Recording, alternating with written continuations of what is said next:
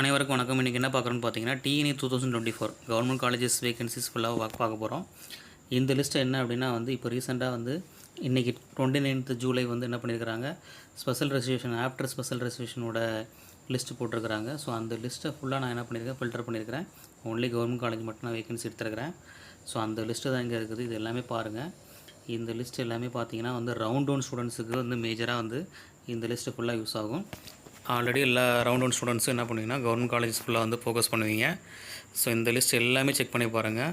இதில் நமக்கு எவ்வளோ டோட்டல் நம்பர் ஆஃப் சீட்ஸ் இருக்குங்கிறத நம்ம போட்டிருக்கேன். அண்ட் லாஸ்ட் டைம் நான் ஒரு லிஸ்ட்டு போட்டிருந்தேன், பிஃபோர் ஸ்பெஷல் ரெசர்வேஷன் சொல்லிட்டு ஒரு லிஸ்ட் இருந்துச்சு.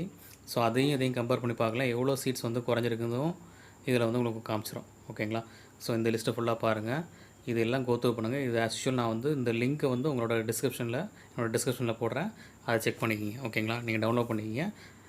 அண்ட் இதில் பாருங்கள், ஆஃப்டர் ஸ்பெஷல் ரெசர்வேஷன் பார்த்தீங்கன்னா ஓசி பார்த்தீங்கன்னா கிட்டத்தட்ட ஃபஸ்ட்டு 1751 இருந்துச்சு. இப்போ 1647 தான் இருக்குது.